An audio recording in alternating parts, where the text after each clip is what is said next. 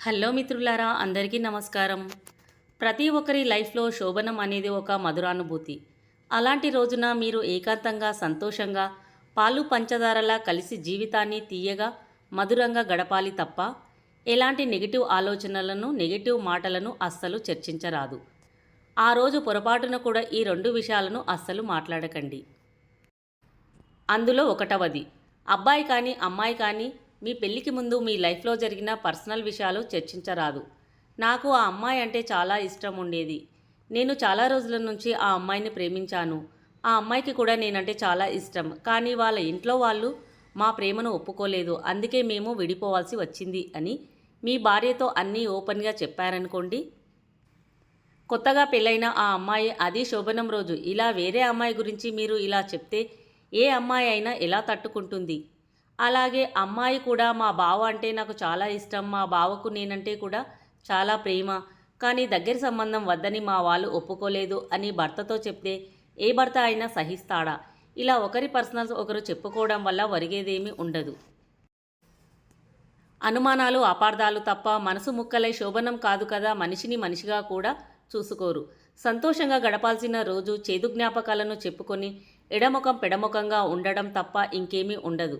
కాబట్టి పెళ్లికి ముందు ఎన్ని జరిగినా ఎవరు ఇష్టం ఉన్నా పెళ్లి తర్వాత నిన్ను నమ్మి వచ్చిన భార్యను నీ ఇంటికి దీపంలా చూసుకో. అలాగే అగ్నిసాక్షిగా తాళి కట్టిన నీ భర్తను దేవుడిలా భావించి అతని కష్టసుఖాల్లో తోడుగా ఉండి ముందుకు నడిపించు. అంతేకాని ఎవడో గుట్టంగాళ్ళ గురించి చెప్పుకొని మీరిద్దరూ విడిపోయే పరిస్థితులు తెచ్చుకోకండి. ఇక రెండవది, శోభనం రోజు మీ బంధువుల గురించి, వారి ఆస్తుల గురించి, వారి ప్రవర్తన గురించి ఎక్కువగా చర్చించరాదు.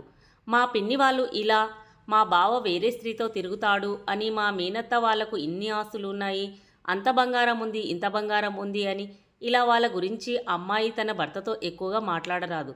అవసరం లేదు. ఎందుకంటే వాళ్లకు ఎన్ని ఆస్తులు ఉంటే మీకేంటి, వాళ్ళ ప్రవర్తన ఎలా ఉంటే మీకెందుకు? ఎక్కువగా ఎవరి పర్సనల్లో వేలు పెట్టొద్దు. అలా చేస్తే ఆ పాపాలు మొత్తం మీకే చుట్టుకుంటాయి. మీ బంధువుల ప్రవర్తన అలా ఉన్నప్పుడు నీ ప్రవర్తన మీద కూడా నాకు డౌట్గా ఉంది అని నీ భర్త అడిగే ప్రశ్నకు నీ దగ్గర సమాధానం ఉందా? కాబట్టి ఎవరి గురించి చెడుగా చెప్పొద్దు. గాలికి పోయే కంప మెడకు చుట్టుకుంటుంది అంటే ఇదేనేమో. అలాగే అబ్బాయి కూడా తన బంధువుల గురించి చెడుగా చెప్పడం వల్ల రాబోయే రోజుల్లో నీ భార్యకు లోకువ అవుతావు. కాబట్టి అలాంటి శుభ సమయంలో చెడును వదిలేసి మంచిని మాత్రమే మాట్లాడుకోవాలి. అప్పుడే అందరి జీవితాలు బాగుంటాయి. మిత్రులారా, ఈ వీడియో ఎలా అనిపించిందో కమెంట్లో షేర్ చేయండి. అలాగే వీడియోను ఒక లైక్ చేసి కొత్త వారైతే ఇలాంటి మరెన్నో ఇంట్రెస్టింగ్ వీడియోల కోసం మా ఛానల్ని సబ్స్క్రైబ్ చేయండి. ధన్యవాదములు.